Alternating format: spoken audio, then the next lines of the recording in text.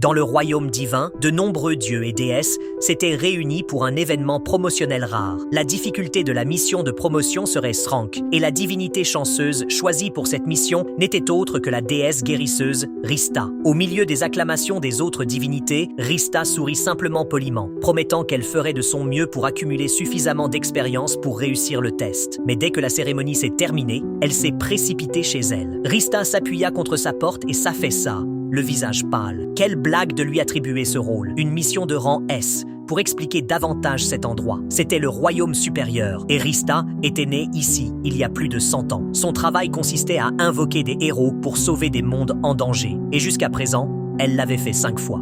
Pour d'autres divinités, 5 fois, ce n'était pas suffisant. De nombreux dieux moyens l'avaient déjà fait plus de 10 fois, tandis que les divinités vétérans avaient sauvé plus de 100 mondes. Et maintenant, elle avait une mission de rang S. Rista n'en avait jamais vu auparavant. Elle avait seulement entendu parler de ces mondes si désespérés que même les dieux vétérans les trouvaient intimidants. Comment était-elle censée gérer ça? Rista se sentait complètement abattue. Se ressaisissant rapidement, elle s'assit à son bureau. Rista a décidé de choisir un jeune homme du Japon comme héros, puisque la tendance du ciel glacé était actuellement populaire là-bas, ce qui rendait plus facile de lui expliquer les choses. Elle a commencé à feuilleter les documents, examinant candidat après candidat. Mais malgré l'abondance des options, personne ne semblait vraiment convenir. Frustrée, elle renversa son bureau et s'effondra sur le sol. Juste à ce moment-là, une feuille d'information flotta sur son visage. Il contenait les détails personnels d'un jeune homme nommé Seiya. Le simple fait de le lire brièvement a énormément impressionné Rista. Bien qu'il ne soit qu'au niveau 1,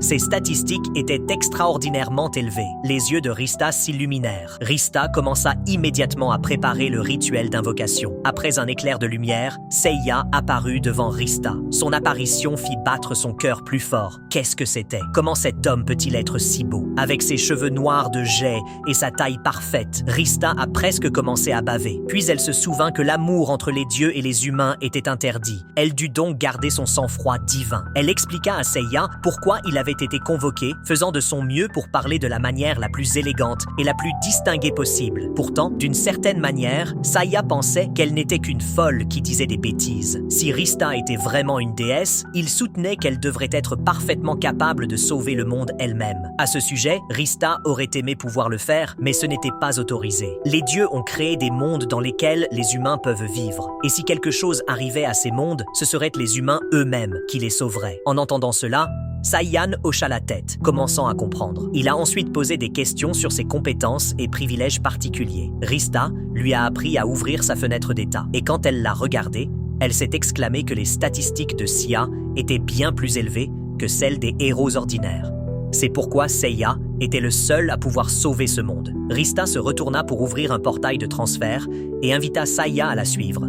Tu veux soutenir Mangekyo Sekai et accéder à du contenu exclusif? C'est le moment de rejoindre une vraie communauté d'amoureux du manga avec 3 plans adaptés à tous. Avec le plan légende du manga, tu obtiens des badges spéciaux et des emojis personnalisés pour te démarquer dans les commentaires, ainsi qu'une priorité pour les réponses aux commentaires. Le plan Shonen Master, en plus des avantages du niveau inférieur, c'est l'accès en avant-première à nos dernières vidéos, des dédicaces personnalisées dans nos prochaines vidéos et des vidéos réservées aux membres. En denier, le plan légende du manga, pour les plus fidèles, permet d'échanger avec nous sur Telegram ou Discord, cadeaux exclusifs avec des produits à prix réduit sur notre boutique, en plus des avantages des niveaux inférieurs et des surprises rien que pour toi. Clique sur « Rejoindre » pour faire partie de l'aventure et faire briller encore plus cette chaîne qu'on construit ensemble. Seiya a immédiatement refusé. Il n'était pas prêt à entrer dans un monde dangereux sans armes ni préparation. Certainement pas. Rista a essayé de le persuader en disant que ses statistiques étaient plus élevées que la normale et qu'elle serait là pour l'aider. Il ne mourrait certainement pas. Seiya a plaqué Rista contre le mur,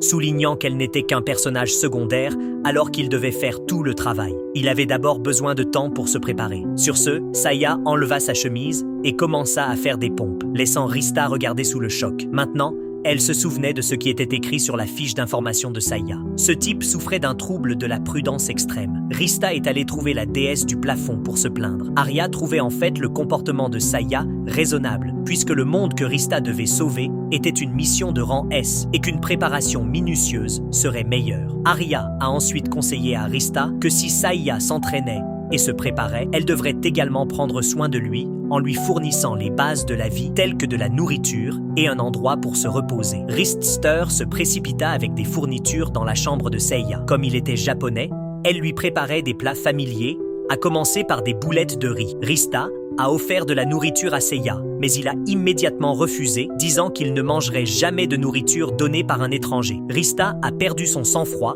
et lui a crié dessus, lui demandant quelle raison elle pouvait bien avoir de l'empoisonner. Seiya ne lui faisait toujours pas confiance et la força à manger en premier pour prouver qu'il n'était pas empoisonné. Pendant que Seiya mangeait, Rista lui a fait apparaître un lit, une salle de bain et un espace de bain. Puis, elle s'est approchée de lui avec une cloche, expliquant qu'elle lui donnerait le temps de se préparer. Elle lui fournirait 3 repas par jour, les laissant devant sa porte, et promettait de ne pas le déranger. Lorsqu'il serait prêt, il devrait sonner la cloche. Et alors, ils commenceraient leur voyage pour sauver le monde. Rista pensait que Seiya s'entraînerait pendant 3 jours au maximum. Mais le 4e jour, il n'y avait toujours pas de son de cloche. Inquiète que Seiya soit mort, elle alla vérifier. Mais voyant que la nourriture avait disparu, elle sut qu'il allait bien. Elle a dû attendre 1 semaine de plus. Et à ce moment-là, elle s'ennuyait terriblement. Alors qu'elle était étendue sur le sol, la cloche a finalement sonné. Rista s'est précipitée pour vérifier Seiya, qui lui a montré son statut. Un simple regard fit gonfler les yeux de Rista. Elle ne pouvait pas croire que grâce à l'entraînement physique seul, Seiya avait considérablement progressé et avait même acquis des compétences spéciales. Seiya avait prévu d'atteindre le niveau maximum avant d'aller sauver le monde. Mais voyant à quel point Rista avait l'air pitoyable, il décida de commencer le voyage maintenant. Rista ouvrit un portail et tira Seiya à travers. Ils se sont téléportés dans une prairie verdoyante. Rista a pointé du doigt une ville lointaine appelée Adona, expliquant qu'il devait d'abord obtenir de l'équipement pour Seiya. Alors qu'ils traversèrent la ville, un vieil homme les salua. Rista répondit joyeusement, mais Seiya resta prudent, analysant si le vieil homme pouvait être un monstre métamorphe ou un criminel pour les saluer soudainement comme ça. Juste à ce moment-là, une petite fille les a également salués. Après s'être présentée comme Nena, elle a montré à Rista le magasin d'armes. Avant d'entrer, Rista a donné à Seiya un sac d'argent, un cadeau qu'elle avait préparé pour lui. Avec autant d'argent, Seiya pourrait être entièrement équipé jusqu'aux dents. Une fois à l'intérieur, après avoir regardé autour de lui, Seiya a immédiatement attrapé 3 ensembles d'armures, surprenant Rista, qui a rapidement repris le sac d'argent. Il n'y avait pas besoin d'autant d'ensembles, dit-elle, et elle choisit elle-même une armure pour Seiya. Après avoir choisi l'armure, Seiya reprit le sac d'argent et se précipita vers le magasin général, achetant toutes les bombes fumigènes et les herbes qu'il pouvait. Il expliqua à Rista que comme il ne savait pas à quel genre de monstre il serait confronté, il devait être parfaitement préparé. Rista était exaspérée et cria à Seiya qu'elle était son guide et qu'elle avait dit que cet endroit était sûr sans monstre. Il n'avait pas besoin d'être si excessivement prudent. La petite Nena est également intervenue, leur disant que seuls les slimes vivaient ici. Voyant que Seiya semblait avoir peur des monstres, Nena lui a donné un charme. Avec leur équipement entièrement préparé, il était temps de chasser les monstres. Rista a conduit Seiya dans la prairie, mais Seiya n'avait aucune envie de chercher des ennuis. Juste à ce moment-là, une boue est apparue. Seiya s'est immédiatement cachée dans un coin pour observer et analyser le slime. Elle lui a dit que même les enfants pouvaient tuer des slimes comme ça. Dès qu'elle eut fini de parler, Seiya dégaina son épée et frappa la boue. Le coup dévastateur a provoqué une énorme explosion, mais Seiya ne s'est pas arrêté là. Croyant que le slime était toujours vivant, il lança d'innombrables autres attaques. Après avoir attaqué à sa guise, Seiya s'est finalement arrêté. Rista lui a alors demandé s'il se sentait plus confiant maintenant, et si oui, il pourrait passer à la ville suivante.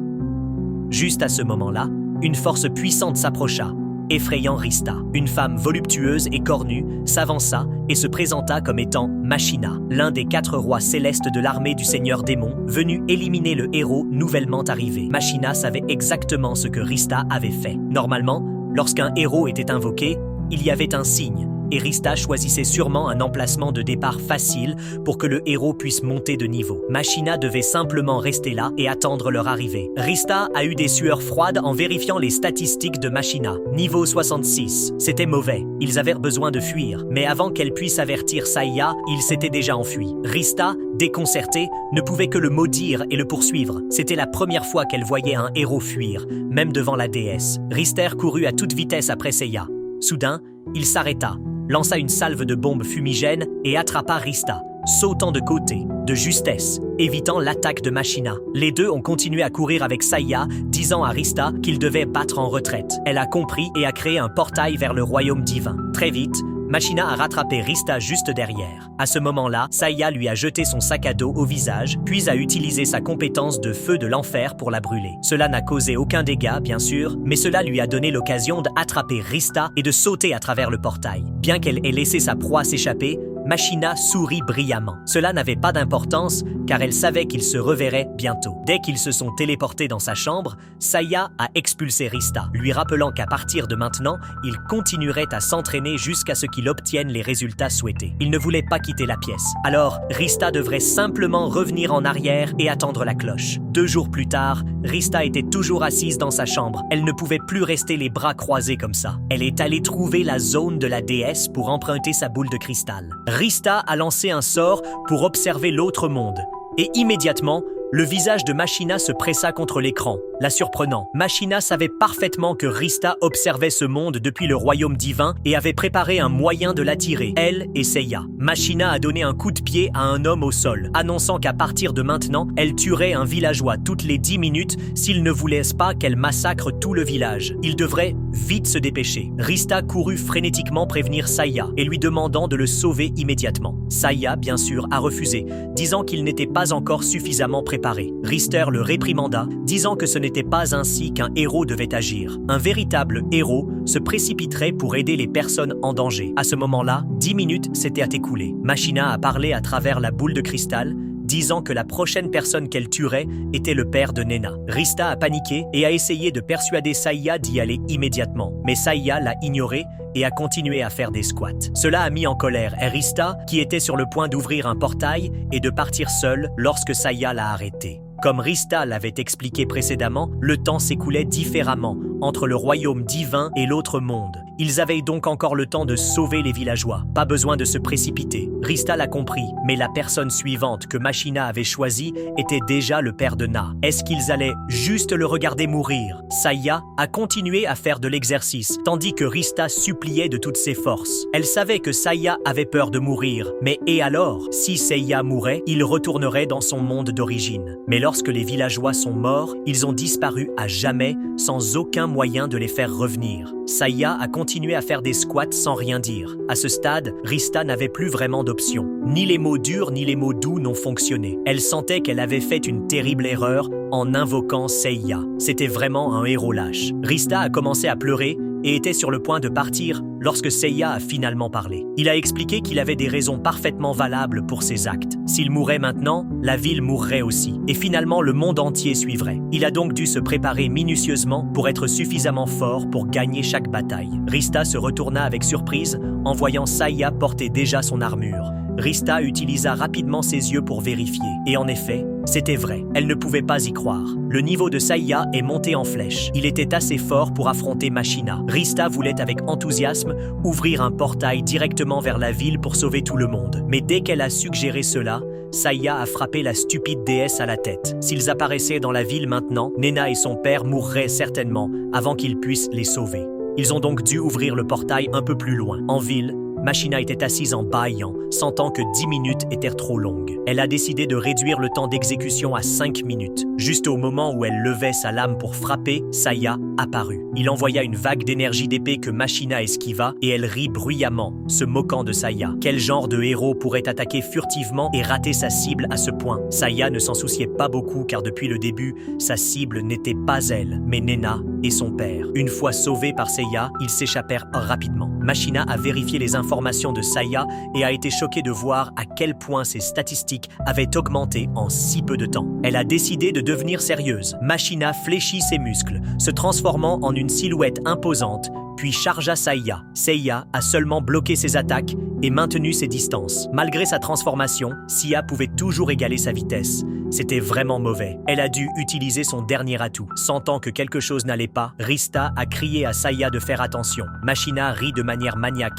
disant à Seiya qu'un vrai guerrier gardait toujours un as dans sa manche. Sur ce, elle s'est poignardée avec sa lame. De son estomac, quelque chose d'étrange commença à se déchirer et à émerger. Rista devint violette de peur. Donc, C'était la véritable forme de Machina. En regardant ses statistiques maintenant, elles étaient encore plus terrifiantes, dépassant même ceux d'un seigneur démon dans un monde de rang D. Après avoir terminé sa transformation, Machina a commencé à narguer Saiya. S'il avait vu à quoi ressemblait un pouvoir au-delà de sa compréhension, elle déclara qu'elle vaincrait Saiya d'un seul coup, puis se précipita vers lui. Rista fondit en larmes, s'excusant d'avoir obligé Saiya à affronter un adversaire aussi puissant. Lorsque la poussière s'est dissipée, Seiya avait en quelque sorte bloqué l'attaque. Rista a immédiatement compris la situation. Il n'y avait qu'une seule explication possible. Les statistiques de Saiya étaient bien plus élevées que celles de Machinus. Elle a essayé d'utiliser ses compétences pour voir à travers les informations de Saiya qu'il avait cachées. Rister refusa d'abandonner, utilisant toute sa force pour regarder jusqu'à ce que ses yeux sortent presque de leur orbite. Elle fut étonnée de constater que les statistiques de Saiya étaient 10 fois plus élevées que ce qu'elle avait vu auparavant. Rista a commencé à analyser ce dont elle avait été témoin. Depuis le moment où Saiya est arrivé dans ce monde, il a caché ses véritables statistiques. Lorsqu'il a rencontré Machina pour la première fois, il aurait pu la vaincre immédiatement. Machina s'est envolé dans les airs, se préparant à lancer une autre attaque. En un clin d'œil, Saiya apparut devant elle, faisant transpirer Machina de froide sueur. Seiya dégaina sa lame, canalisa le feu dans son arme et coupa Machina en morceaux instantanément. Après l'atterrissage de Seiya, Rister a couru pour le gronder pour avoir caché sa véritable force à son coéquipier. Seiya regarda Rista avec mépris, disant qu'il voulait lui dire « Mais si Rista pouvait voir ses statistiques, l'ennemi le pouvait aussi. » De plus, avec le cerveau de cochon de Rista, elle allait certainement divulguer l'information, il valait donc mieux être prudent dès le début. Les habitants de la ville se sont rassemblés pour remercier Saiya de les avoir sauvés et l'ont invité à un festin de célébration. Saiya les ignora, attrapa un balai et commença à balayer à la confusion de tous. Après avoir balayé les restes de Machina, Seiya a commencé à les brûler avec le feu non pas une seule fois,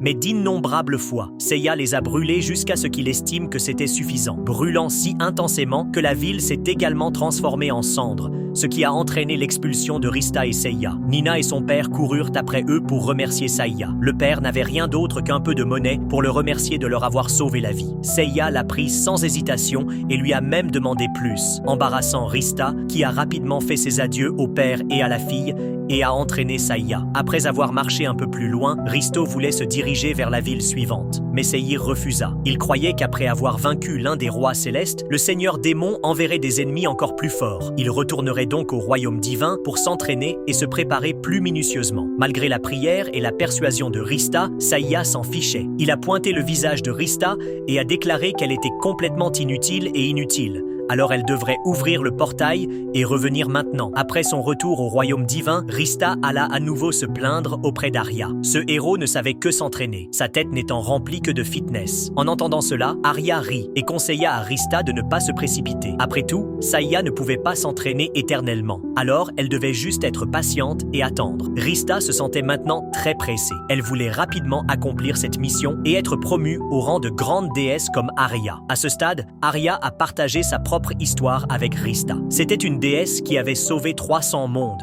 mais qui n'avait pas réussi à en sauver un à cause de sa propre erreur. Rista a rapidement essayé de consoler Arya en disant que sur 300 mondes, échouer dans un seul n'était pas un gros problème. Mais Arya ne le voyait pas de cette façon, cela n'avait peut-être pas d'importance pour eux, mais pour les gens de ce monde, cela comptait beaucoup. Arya était sur le point de terminer son histoire et d'aller faire du thé lorsque Seiya a soudainement fait irruption. Voyant Saiya, Arya s'est immédiatement approchée pour se présenter et lui poser des questions sur son problème. Saiya a expliqué que peu importe le nombre d'abdominaux ou de pompes qu'il faisait, son niveau n'augmenterait plus. Les yeux de Rista s'illuminèrent. Finalement, ce type avait atteint sa limite d'entraînement physique. Alors, elle a invité Saiya à aller tuer des monstres pour monter de niveau. Saiya a immédiatement refusé, affirmant que le combat comportait trop de risques. Il voulait une autre méthode plus sûre et plus efficace. Il avait entendu dire que Rista pouvait créer n'importe quoi dans le royaume divin. Il voulait donc qu'elle lui fabrique du matériel d'entraînement. Rista a essayé de persuader Sia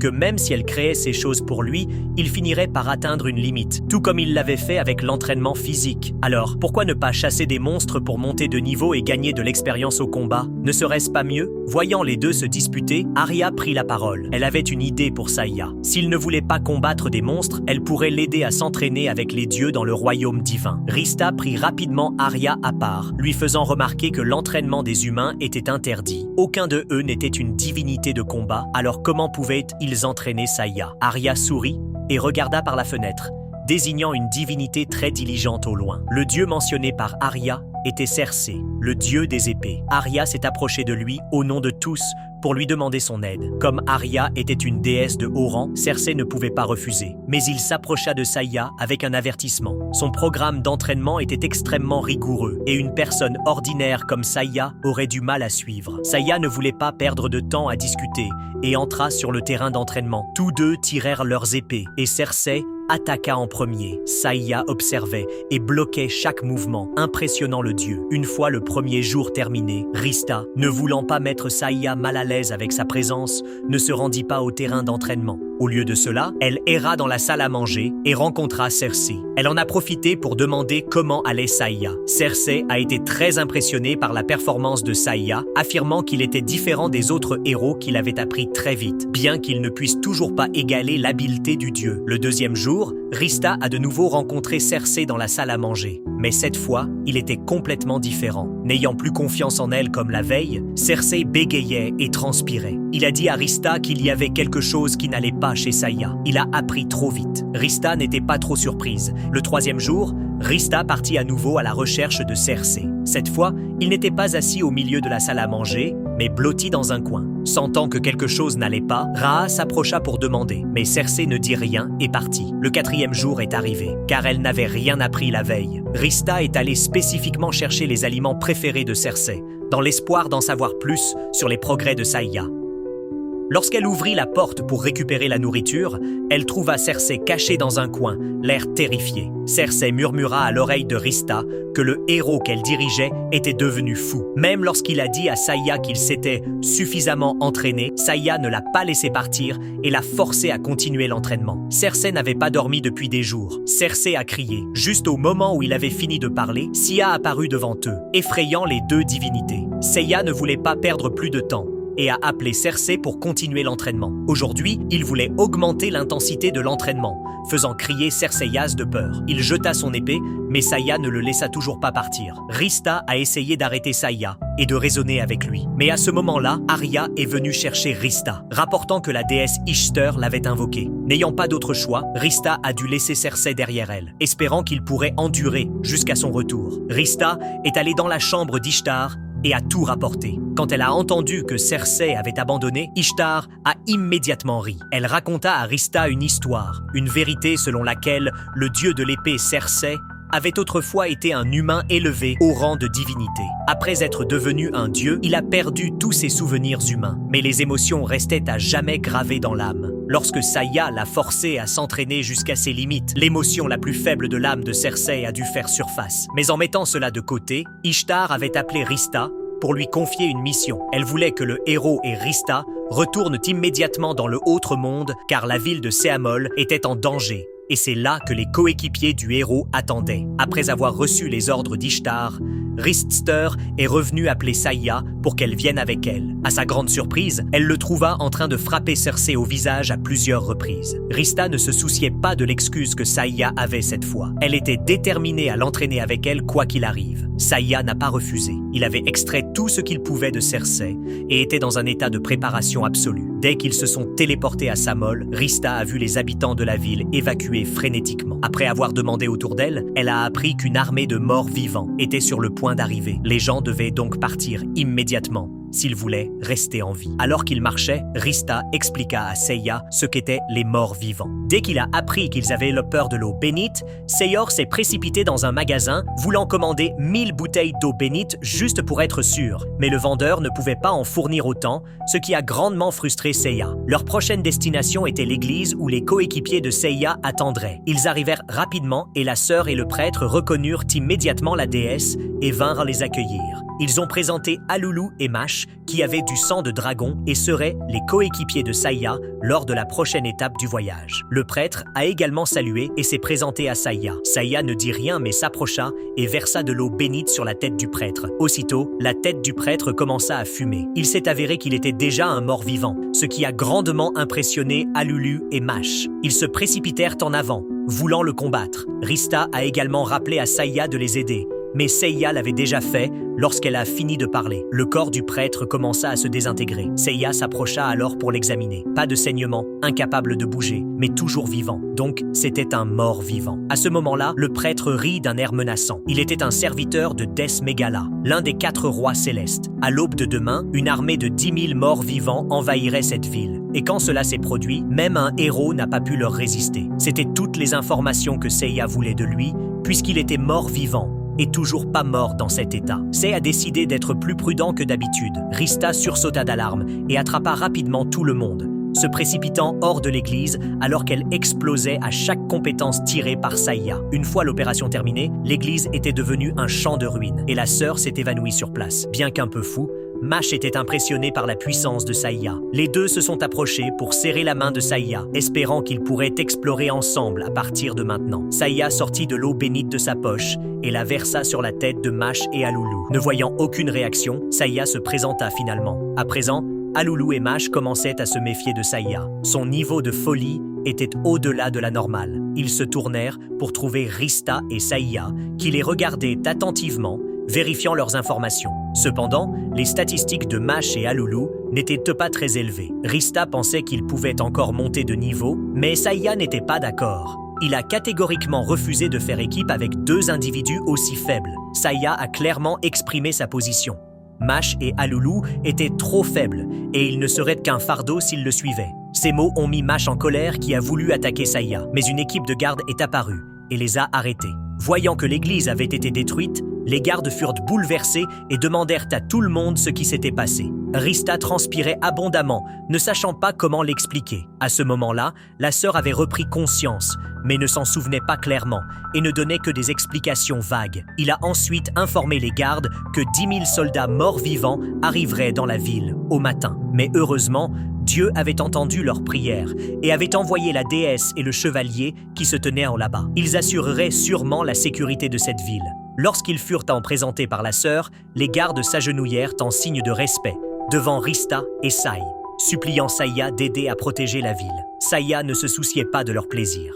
Il voulait juste savoir combien d'argent il lui paierait pour cet argent. Le capitaine demanda, déconcerté. Si Saya pouvait vraiment chasser l'armée de morts-vivants, l'Empire lui paierait beaucoup d'argent, estimé à environ 1000 pièces d'or. En entendant cela, Saya sortit immédiatement un formulaire et le fit signer au chevalier. Le chevalier prit la forme et informa Saya qu'environ 200 autres chevaliers arriveraient pour combattre à ses côtés. Saya a immédiatement refusé, car il n'avait pas besoin de chevalier ou quoi que ce soit pour le suivre. Ce qu'il devait y faire, c'était rester et protéger les habitants de la ville. Après avoir dit cela, Saya se tourna vers Mash et lui conseilla que s'il ne voulait pas rentrer chez lui, il pouvait rejoindre les gardes, mais il ne pouvait absolument pas suivre Saya. Mash cria avec colère et partit, ce qui rendit Rista quelque peu inquiet qu'il puisse se précipiter dans l'armée des morts vivants. Saya n'était pas du tout inquiète, croyant qu'il n'était pas si stupide. Et même s'il l'était, il éliminerait tous les morts vivants avant qu'il ne puisse se précipiter. Sur ce,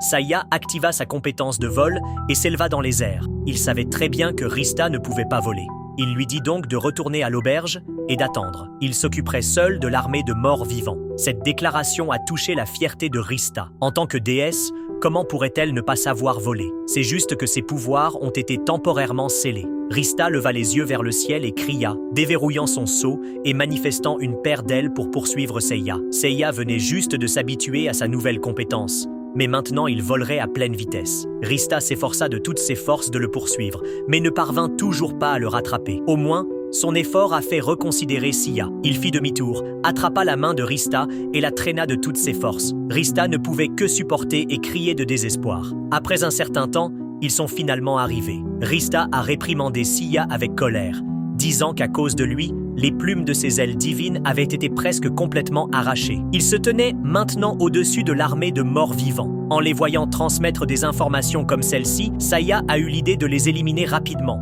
Il utiliserait une bombe atomique pour les éliminer. Rista était quelque peu curieux, pensant qu'il s'agissait d'un pouvoir du monde originel de Seiya qu'il ne pouvait pas utiliser ici. Bien sûr, Seiya avait déjà un remplaçant. Il a lancé un sort pour créer un petit météore juste au-dessus d'eux. La vitesse de chute et la chaleur de ce petit météore pourraient les incinérer instantanément tous. Rista regarda avec stupeur. Depuis quand ce type est-il devenu si puissant? Elle détestait l'admettre.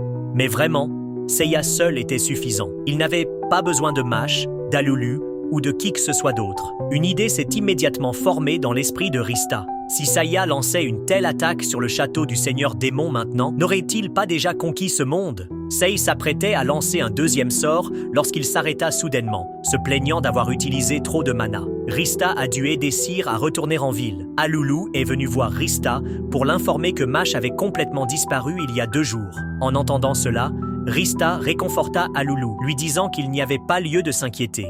L'armée de morts vivants avait été complètement éliminée.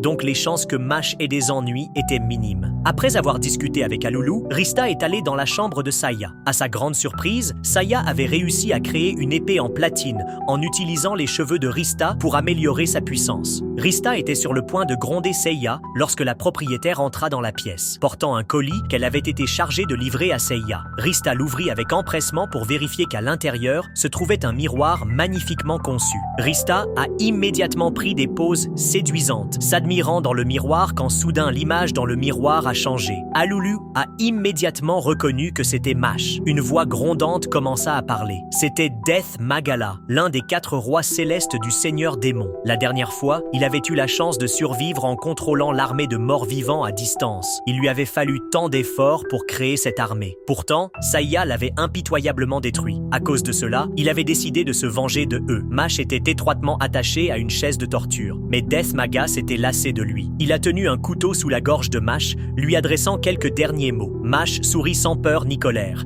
admirant seulement la force de Seiya. Bien qu'un peu idiot, Seiya était vraiment celui qui pouvait sauver ce monde. Et Mash espérait que Seiya continuerait à l'accompagner dans le voyage à venir. Ce n'est qu'à ce moment-là que Seiya s'est approché du miroir. Il a dit à Rista d'ouvrir un portail vers le royaume divin, puis a regardé Mash et a décidé de le laisser le rejoindre en tant que porteur d'équipement. En entendant cela, Death Maga rit bruyamment. Qu'essayait-il de faire? Il ne parlait qu'à travers un miroir. Seiya n'a jamais pu sauver Mash. Seiya s'en fichait et tira son épée, coupant instantanément la main de Death Mugler à la surprise de Rista. Depuis l'incident avec le père de Na retenu en otage, Seiya s'était préparé à des situations similaires. Il pouvait désormais traverser l'espace lui-même. Après avoir coupé, Seiya a immédiatement poussé Rista dans le portail vers le royaume divin. En 10 secondes au plus, Beth Magmuga tuerait Mash. Le temps s'écoulait différemment entre le royaume divin et l'autre monde. Ils auraient donc 15 minutes pour sauver Mash de lui. Seiya est allé trouver la déesse Ishtar, lui demandant de localiser la position de Mash. Bien qu'aider trop les humains enfreindrait les règles, Seiya avait déjà pensé à un moyen de contourner les règles pour elle. Ishtar s'exécuta donc avec joie. Après avoir appris l'emplacement exact du Maga de la mort, Seiya a demandé à Rista d'ouvrir un portail directement devant lui, puis lui a assigné une tâche. Dès que le portail s'est ouvert, Seiyor s'est précipité à travers, tirant du feu sur le visage de Death Mugler et le repoussant. Pendant ce temps, Rister courait pour utiliser la magie de guérison sur Mash. Pendant qu'elle travaillait, elle gardait un œil sur la situation de Seiya. À ce stade, Death Maga avait invoqué une créature d'un noir absolu. C'était le monstre de type feu le plus fort, aux fourrures sombres. Le visage de Rista pâlit, alors qu'elle vérifiait rapidement ses informations. Ce monstre avait 100 000 points de défense et était résistant à la plupart des attributs. Seule la glace pourrait l'endommager. En entendant cela, Death Maga rit bruyamment. Il avait surveillé toute la bataille de Seiya avec Machina. Après avoir appris que Seiya utilisait la magie du feu, il avait préparé ce monstre pour le combattre. Maintenant, comment Seiya le vaincrait-il? Seiya sourit et laissa tomber son épée, lui disant qu'il était toujours dans un état de préparation absolue. Seiyor s'est précipité en avant et a frappé le monstre dans l'estomac. Desmagla a injecté toute sa puissance dans la flamme. Voulant incinérer Saya d'un coup supplémentaire, Seiya n'esquiva pas, mais combattit au corps à corps. Avec juste le coup de poing d'une personne ordinaire, Desmaga ne pouvait pas croire que Saya pouvait le bloquer. Leurs poings se sont heurtés. Immédiatement,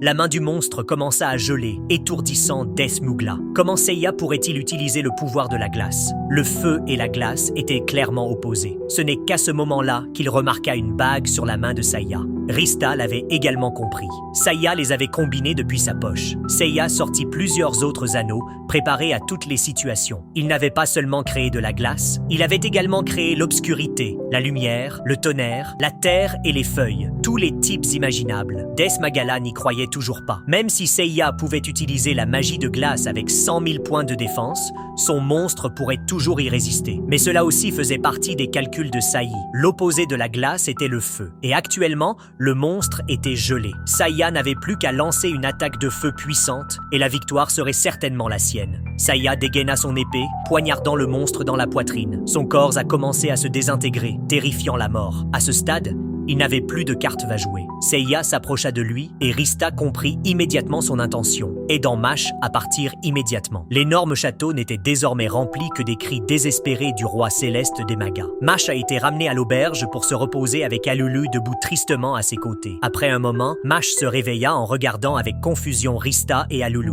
Rista lui expliqua immédiatement que Saya avait vaincu Desmugla et qu'elle avait fait sortir Mash du château lorsqu'il s'était évanoui. Juste à ce moment-là, Sia arriva portant un sac qu'il posa sur la table. Il a dit à Mash et à Lulu de se préparer rapidement à partir de maintenant. Il permettrait à ses deux enfants de porter son équipement. Alulu était ravi car porter l'équipement du héros était un honneur. Mais Mash serrait fermement le drap du lit. Après ce qui s'était passé, Mash avait réalisé beaucoup de choses. Le plus important étant que son niveau de puissance était insuffisant. Il s'est donc immédiatement agenouillé et a supplié Saya de lui apprendre. Seiya n'a ni accepté ni refusé. Tant que Mash portait son équipement, il pouvait faire ce qu'il voulait. Seiya était sur le point de partir immédiatement lorsque Mash l'arrêta. Pour montrer leur gratitude, lui et Alulu voulèrent d'abord emmener Saya à la grotte du dragon.